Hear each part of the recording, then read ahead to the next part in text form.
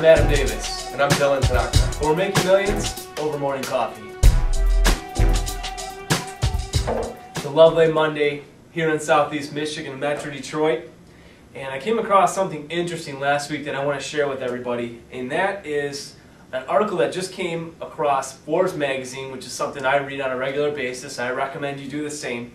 It's called Work in the Economy When Bad News is Good Business. And Matthew Curdahy basically goes into an entire 2 or 3 page summary about how businesses are doing well now when the economy is on the downturn. His whole point in this article, where he talks about businesses like pawn shops and car repossession companies are seeing record numbers, and that's indicative of a nationwide recession. And I take exception with some things, and I want to get into this a little bit here because I think it directly applies to the average entrepreneur and investor out there that's trying to make money in this market, trying to become more financially successful. And that's the fact that Curdahy says that there is some businesses that are basically recession-proof, that these debt collection agencies, that these car repo agencies basically don't see any type of a downturn in their business. They only see things go up when the economy gets bad. And I disagree with this completely, and I want to throw that out there for you and see what you think about it, because I think there's no such thing as a recession-proof business. I think you can take steps for your business to be successful in good times and bad, but your profitability is going to change with what goes on with the national economy, bottom line. I can't disagree with Adam more today because it's right here in black and white. We're reading the same article, and this car repossession company, for example, is up 50% over last year and then 60% over the year before. So even with the economic downturn, I'm not going to say we're in a true recession nationwide, but it has been an economic downturn. Their numbers are up, so I'm not really sure how you can say that this isn't recession-proof.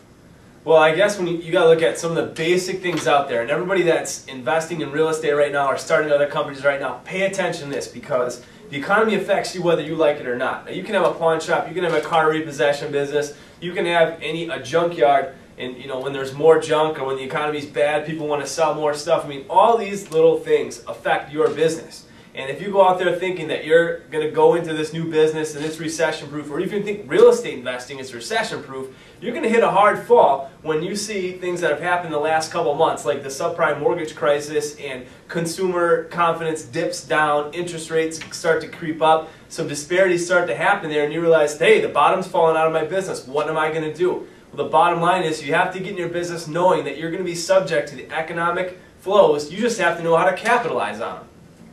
Well, it really strikes a little bit of fear into my heart here is that this repossession company is talking about 75% of their cars right now are Mercedes-Benz E-Class and C-Class, and over the last few months they've actually been picking up more vehicles between 100,000 and 500,000. And what I feel the reason for that is lack of savings. If anyone that's out there can afford a $100,000 to $500,000 car, we're talking $500,000 for a car. That's the type of person that should have enough money in the bank to make their payments, but that's not what's happening.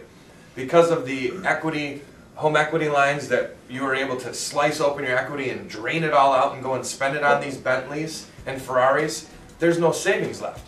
So they're actually causing themselves to go into bankruptcy, and we're talking about people that are definitely in the higher tax brackets. That's right. Over leverage, that's a word that's thrown around all the time, and that just goes to show you can't have a recession-proof business because these cycles are going to happen all the time. Boom and bust. Recession, recovery, boom, bust. If you take a look at the economic textbooks and you take a look at what goes on all the time, tune in to CNBC sometime and listen to Federal Reserve Chairman Ben Bernanke talk about what's going on in the economy. Stay in tune with it. You're buying real estate right now, which is what we do all day, every day. Besides when we're doing this show, we're buying real estate. Why? Because the economic downturn created a tremendous opportunity for us in the foreclosure market. Now, we're not under the impression that things are going to stay this way forever, that we're going to buy these houses at bargain prices. What you need to do is take advantage of the opportunities that present themselves. That's what being an entrepreneur is all about. Stop listening to all these pundits and all these gurus that tell you that, oh, buy this franchise, it's recession-proof, or real estate's recession-proof. If real estate was recession-proof, we wouldn't have the opportunities that we have right now. So don't believe all that nonsense that goes on out there. Listen to your gut. Pay attention to common sense. It'll save you and make you money every time. And don't forget, one of the largest advantages to being a real estate investor or having a real estate investment business is that right from the get-go, you're always going to be able to be in the black. Whether you're buying single-family homes or you're buying an apartment building, if you have enough equity to put down on the property, you're always going to be making money. You can't say that for a lot of different businesses. If you want to start a car dealership, for example, you got to go and buy or rent a big spot on an expensive corner on a main road, then you have to hold inventory. The nice thing about real estate investing, and especially right here, right now in Metro Detroit, is that you can buy houses and immediately you're making money in your business. You got to be careful with how you buy though. You need to buy right. Not every deal is a good deal. Remember that. And we're not here to give you any fluff. I mean, this is a no hype, no BS show. Not every deal is a good deal. Not every foreclosure is a good foreclosure. Not every area is a good area to buy foreclosures in. You have to do your homework. So if you want to learn more about the foreclosure market, entrepreneurship, or anything that goes on in this show, what you need to do is you need to email us at info@mirealestate.tv, or you can get in touch with me, visit me online at my blog at www.adamjdavis.com. You can always get in touch with me at www.dylantanaka.com. Check back with us each and every weekday as we help you make millions over morning coffee.